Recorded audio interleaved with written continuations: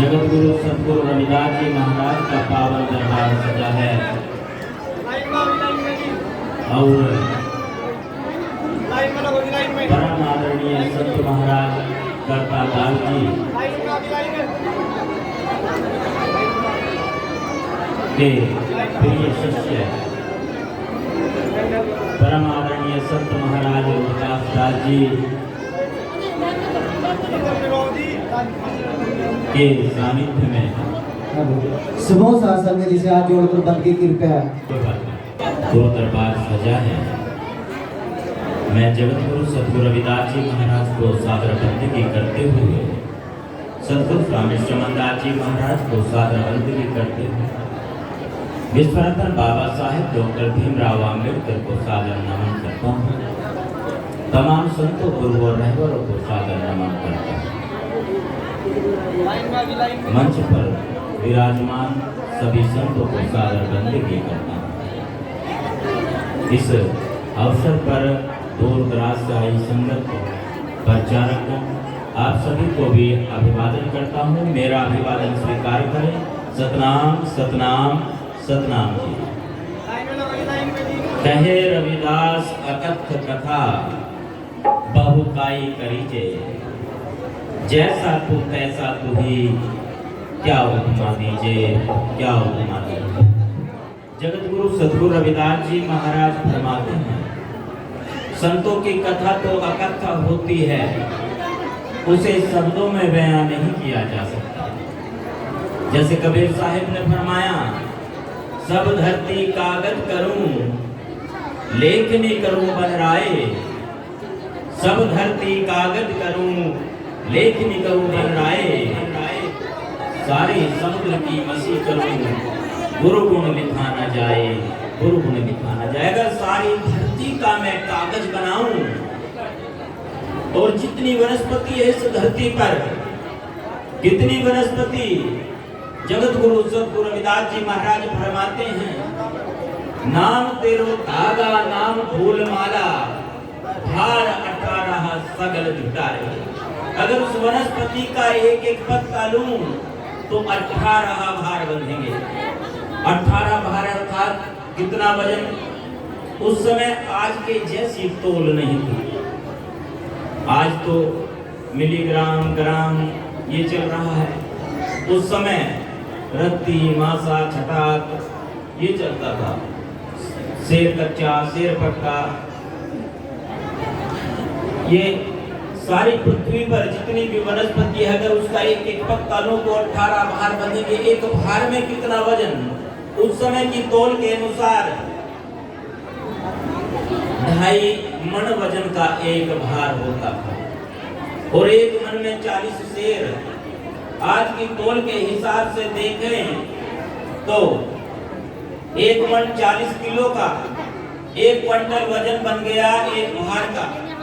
18 भार यानी 18 क्विंटल वजन। इतनी वनस्पति पृथ्वी पर अगर सभी का एक एक पत्ता लूं और उस सारी वनस्पति की मैं कलम बनाऊं, जितना पानी है उसकी स्याही बनाऊं, गुरु गुण लिखा ना जाए, गुरु गुण लिखा ना जाए, तो भी संतों और गुरुओं का गुण उनकी महिमा वो लिखी नहीं जा सकती, उसको बयान नहीं किया जा सकता। एक बार जयकारा बुलंद करेंगे।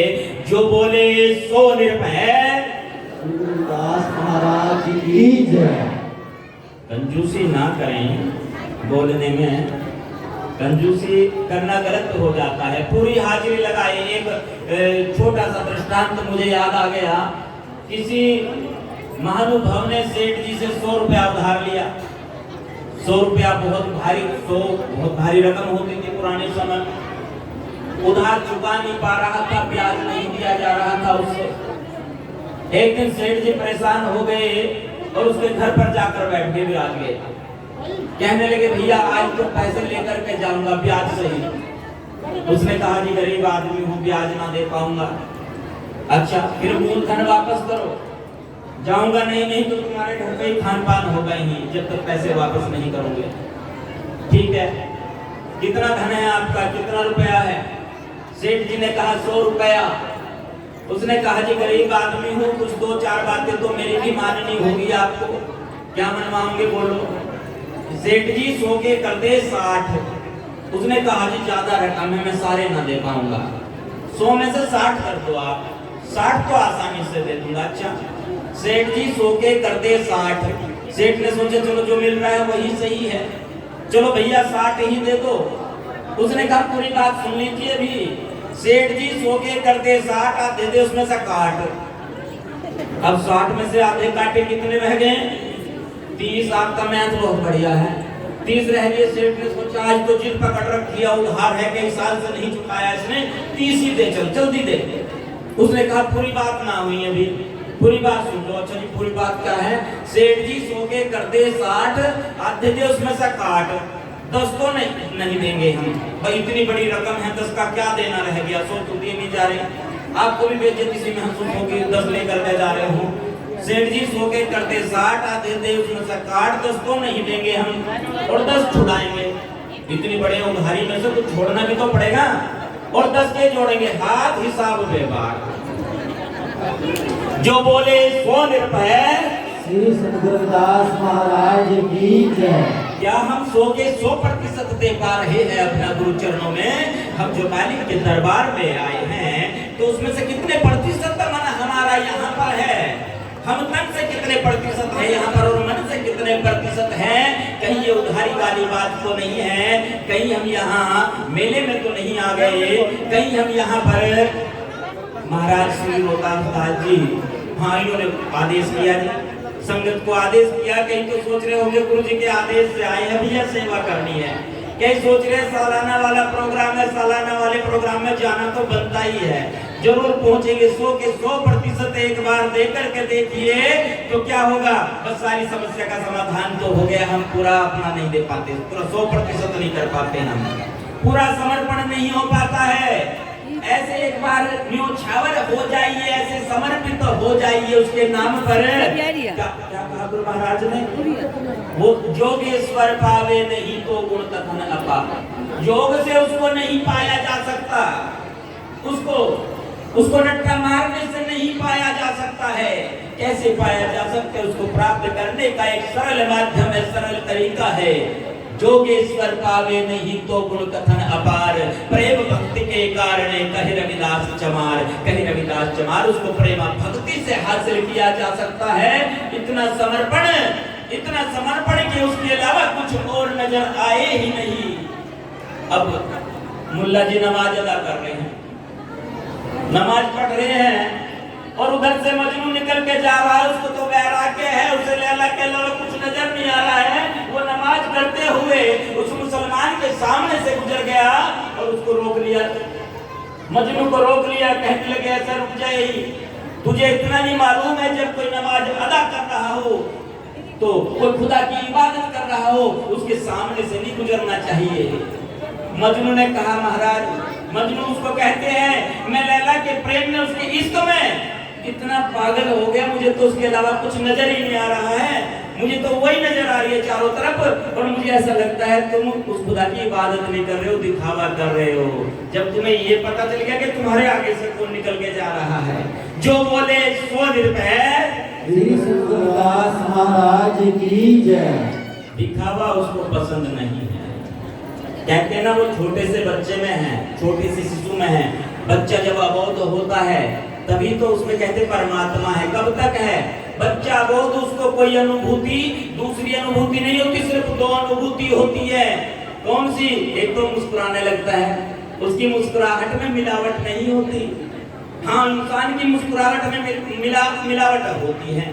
कैसी मिल रहे हो और कैसे हो, क्या हाल चाल है, और अंदर छुरी चल रही है। अच्छा, बहुत खतरनाक है ये, बहुत दिखावा करती है। सत्संग में भी बंधन के आती है, जैसे कहीं शादी विवाह में जा रही हो, बाहर से मुस्कुराहट है चेहरे पर और अंदर तो छुरी चले। अच्छा ठीक है, ये सब जगह मिलता है। अंदर से मुस्कुराहट है, बाहर से मुस्कुराहट है, अंदर से अच्छा हो, ठीक है, यहाँ भी मिल गया, ठीक है, बढ़िया बात है। अंदर मिलावट चल रही, उसको मिलावट पसंद नहीं है। खलास, खलास का मतलब क्या है? कहे रविदास खलास चमारा, खलास यानी मिलावट नहीं है। हमने मिलावट करके गड़बड़ कर दी। एक बाल्टी दूध शुद्ध दूध, विशुद्ध, मिलावट रहित खलास, यानी उसमें मिलावट नहीं है, पौष्टिक है। उससे कितने पौष्टिक पदार्थ बनते हैं, दूध, दही, घी, मक्खन, लस्सी, मलाई, रबड़ी, ये वो बहुत सारी चीजें बन जाती है। उस एक बाल्टी दूध में मिलावट हो जाए, खटाई की एक बूंद की, तो कुछ ना बन पाएगा, खराब हो गया सब कुछ। जो बोले सो निर्भय, श्री गुरु रविदास महाराज की जय। कहे रविदास अकथ कथा, उस कथा को शब्दों में बयां कैसे करूं, शब्द ही नहीं है मेरे पास। बहुकाई करी जी, कितना प्रयास करे, कैसे उसको मिला जाएगा। उसी के लिए तो कर रहे हैं, खुशी के लिए कर रहे हैं, दुख के लिए कर रहे हैं कि महाराज हमें कष्टों से मुक्ति मिले, दुखों से छुटकारा मिले, समस्याओं का हल मिले। इसीलिए तो, और सारी समस्या का, हर परेशानी का हल कैसे है, कैसे होगा। अब एक और बात है यहाँ पर, कहे रविदास अकथ कथा बहुकाई करीजे। परिश्रम कर रहे हैं उसको जानने का, उसको मानने का, परंतु हम अपनी बात मनवा रहे हैं। संतों के पास भी जाते हैं, गुरुओं के पास भी जाते हैं, अपनी बात मनवाने के लिए जाते हैं। महाराज मेरी बात मान लीजिए, बस बात ऐसे है, ये बात मान लीजिए। हाँ, यहाँ पर समस्या हो जाती है। जब हम होते तब तू ना ही, अब तू ही मैं नहीं। एक बार इस मैं को खत्म तो करके देखो, एक बार इस मैं को, जो ये मैं है ना अंदर वाली, इसको दफना करके देखो। और जब ये मैं दफन हो जाएगी तभी तो कुछ अंकुर फूटेगा अंदर से, उस परमात्मा की ओर, उसके पथ पर चलने के लिए। आत्मानुभूति, आत्मबोध तभी तो हो पाएगा जब पहले खुद को हम विशुद्ध करेंगे। खलास यानी वो मिलावट हमने खत्म कर दी। जो हम शहरी सुमीत हमारा, जो हमारे विचारों से मेल खाता है, जो हमारे व्यवहार से मेल खाता है, जो हमारे कुल से मेल खाता है। कुल कौन सा? संत परंपरा वाला कुल, सिर्फ जाति विशेष वाला कुल नहीं है। जो संतों की परंपरा वाला कुल चला रहा है, गुरु शिष्य मर्यादा वाला कुल चला रहा है। जो हम शहरी सुमीत हमारा मित्र तो वही है जो हम में मिल गया, हमारे विचारों से मिल गया। दो होते हैं ना, अभी एक रंगीला जी आए हुए थे तुम्बी लेकर के, और बड़े तारे होते तुम्बा, काफी बड़ा, उसमें कद्दू और वो डंडा लगा करके दो तार होते हैं उसमें, और दो तार को एक करना होता है, एक आवाज निकलती है उसकी, इसलिए उसका नाम रखा गया है एक तारा। तार तो दो है परंतु एक तारा कहते हैं उसको। क्यों? क्योंकि उन दोनों तारों की आवाज ध्वनि एक हो जाती है। ऐसे ही हमारी भी ध्वनि, हमारे विचार जब एक हो जाएंगे, गुरु और शिष्य, महाराज ने तो यहीं से शुरुआत की है ना, तो ही मोही मोही तो ही अंतर कैसा। पर एक जब खुद को खत्म कर देंगे, न्यौछावर कर देंगे, समर्पण भाव आ जाएगा, तभी तो एक हो पाएंगे। एक तो होना मुश्किल है। पति और पत्नी का भी यही स्वभाव है, यही विचार है। यहाँ पर भी मेरी बहनें बैठी है, एक घड़ा है और घड़े के ऊपर कटोरी रखी है उल्टी, उसका मुंह ऊपर की तरफ है। वो कटोरी घड़े से कहती है कि स्वामी जी, जो भी आपके पास आता है आप उसकी प्यास बुझाते हो, शीतल जल उसको देते हो। मैं तो आपके पास ही रहती हूँ, आपके साथ ही रहती हूँ, एक बूंद भी पानी मुझे नसीब नहीं होता। घड़े ने कहा, मोहतरमा, जो मेरे पास आते हैं वो मेरे पास आकर झुकते हैं, इसलिए उनको जल प्राप्त होता है। तू मेरे सर पर बैठी है और वो भी उल्टी रखी हुई है, क्या करूं, मेरी क्या गलती है? समस्या हो जाती है। यहाँ पर एक होना होगा तब जाकर के काम चलेगा। एक नहीं हो पा रहे, मेरी बहनें बैठी है, भाई बंधु बैठे हैं यहाँ पर, पति और पत्नी में भी जब वैमनस्य विचारों की एकता नहीं होगी, आपस में जो है द्वंद्व होगा, तो समस्या हो जाएगी। कई बार दिक्कतें आ जाती है। अगर एक गर्म हो तो दूसरा नरम हो जाए, अपनी बात मनवाने की कोशिश ना करे। विवाद यहीं से शुरू होता है जब अपनी बात मनवाई जाती है। एक बार समर्पण तो हो जाए, विश्वास तो हो जाए। ऐसा विश्वास के जन्म, जीवन और मृत्यु का भी प्रश्न हो तो विश्वास न डगमगाए, विश्वास न डगमगाए। एक बारात नदी के इस पार से नदी के उस पार गई। समेटने जा रहा हूँ कार्यक्रम को, निश्चिंत रहे, ज्यादा लंबा प्रोग्राम नहीं दूंगा। नदी के इस पार से नदी के उस पार बारात गई और नदी पर कोई पुल नहीं है और बरसात का मौसम, नदी लबालब भरी पड़ी है पानी से। बारात विवाह संपन्न हो गया। दुल्हन को लेकर वापस आ रहे हैं नाव से ही गए थे, नाव से ही वापस आ रहे हैं। जैसे ही नाव बीच में आती है नदी के और तूफान आया, तूफान के आते ही नदी में नाव डोलने लगी और सभी डर गए, भयभीत हो गए। सभी डर जाते हैं, सब डर गए। एक बैठा है चुपचाप, बस दूल्हा, वो चुप बैठा है, शांत है बिल्कुल। दुल्हन ने सोचा पागल है क्या, सब डर रहे हैं, डर का माहौल है और ये डर नहीं रहा, इसका कोई दिमाग का पुर्जा तो ढीला नहीं है। दुल्हन सोच रही है। थोड़ी देर में माहौल शांत होता है, सब नॉर्मल हो गया। दुल्हन कहती है स्वामी जी एक प्रश्न है, एक शंका है मेरे मन में। क्या शंका है? अभी सब डर रहे थे, तूफान आ गया था, आपको डर नहीं लगा? उसने कहा नहीं, मुझे डर नहीं लगा। दुल्हन कहती है आपको डर क्यों नहीं लगा? अब ये समस्या हो जाती है औरतों की, ये प्रश्न में से प्रश्न निकालती हैं, वकालत करने लगती है। कई बार समस्या है। हाँ जी, यहाँ पर भी महाराज जी के पास बहुत सारी बहनें आती होगी। अच्छा, 99% की एक समस्या, मेरा घरवाला कहीं में रहे, मुट्ठी में रहे। बिल्कुल मुट्ठी में रहना चाहिए, बात मानना चाहिए। 99% की तो बेचारियों की फरियाद रहती है।